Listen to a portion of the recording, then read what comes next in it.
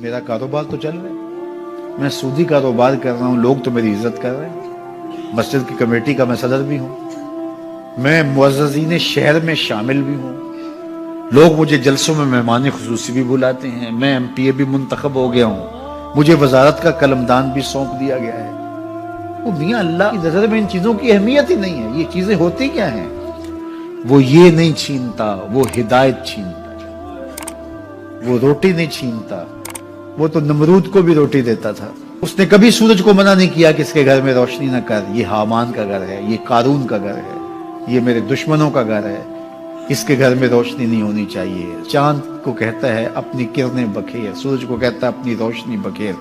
جس طرح باجزید کے گھر میں روشنی ہوتی ہے، اس مکار کے گھر میں بھی ایسی روشنی ہوتی ہے، فرق نہیں پڑتا۔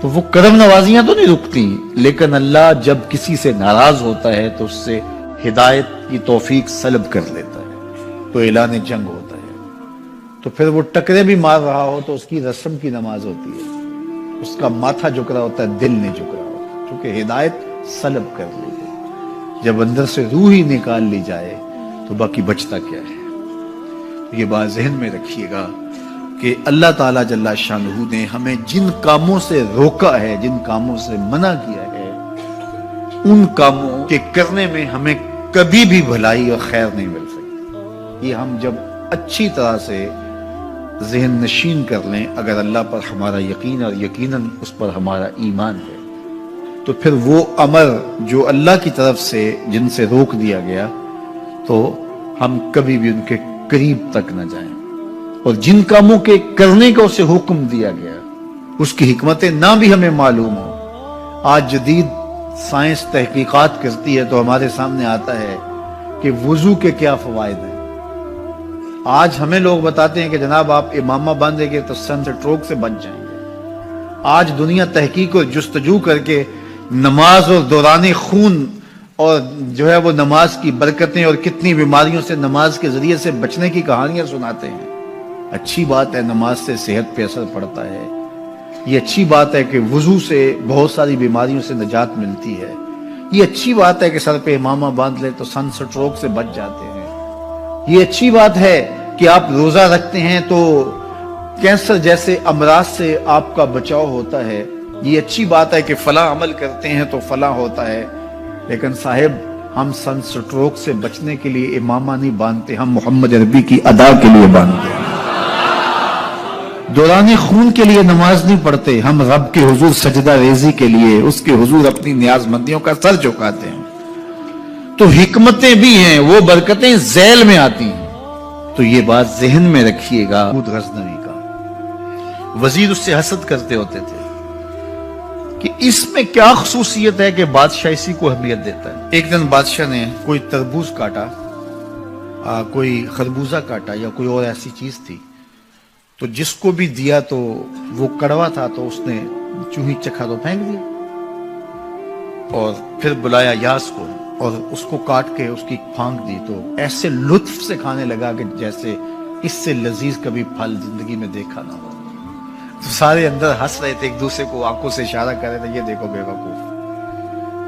تو بادشاہ رک گیا اور کہا کہ ایاز یہ جو فروٹ تم نے کھایا ہے یہ میٹھا تھا یا کڑوا؟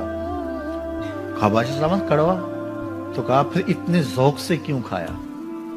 کہا کہ اس ہاتھ سے میں نے میٹھی نعمتیں کھائی ہیں، آج کڑوی ملی ہے تو تھوک دوں؟ کہا ایسا نہیں ہو سکتا۔ تو میاں کڑوا ہو تو وہ بھی قبول کیا جائے، نفس پہ شاک ہو۔ کڑوی وہ چیز ہوتی ہے جو نفس پہ شاک ہوتی ہے، نفس کرنا نہیں چاہتا، لیکن اس کے باوجود تمہارا دل کہے نہیں یہ مالک کی طرف سے ہے۔ سخت سردی ہے، گرمی کی شدت ہے، پانی ٹھنڈا ہے اور موسم سرد ہے، پانی گرم ہے اور موسم بھی گرم ہے، رات کا پچھلا پہر ہے، تھکے ہوئے ہیں، لیکن آپ اس کے باوجود بھی اپنے رب کے حکم کو بجا لاتے ہیں۔ نفس پہ شاک ہے لیکن سینے میں ٹھنڈ ہی نہیں پڑتی جب اس کے حضور سجدہ ریزی نہیں کر لیتے۔ تو اس کے حکموں کو بجا لانا اور اپنے نفس کو پیچھے کر دینا اور اپنی خواہشات کے گلے پہ چھری پھیر دینا اور مالک کی رضا میں اپنے آپ کو گم کر دینا، یہی زندگی ہے اور یہی بندگی ہے۔ تو اس لیے مجھے اور آپ کو اس بات پہ غور اور تدبر کرنا چاہیے کہ ہم اس مختصر زندگی کو اللہ کے احکام کی مطابقت میں گزارنے کا عزم کریں، وہ بات چھوٹی سے چھوٹی ہو یا وہ بات بڑی سے بڑی ہو، وہ احکام ہماری زندگی کے اندر نافذ العمل ہو۔ میں پھر وہ بات کہوں گا جو بار بار کہتا ہوں کہ میرے بزرگ ہم سے کہا کرتے تھے، یہ نہ ہو کہ لوگ تمہیں پوچھیں تم کون ہوتے ہو اور تمہیں بتانا پڑے کہ ہم مسلمان ہوتے ہیں۔ فرمایا کرتے تھے صاحب نہ کسی کو پوچھنا پڑے نہ تمہیں بتانا پڑے، تمہاری وضاحت، تمہارا طرز زندگی، تمہارا انداز معاشرت ایسا خوبصورت ہو، تم دور سے آ رہے ہو لوگ پہچان کے کہیں وہ دیکھو محمد عربی کا غلام آ رہا، تم شکل سے پہچانے جاؤ، تم کردار سے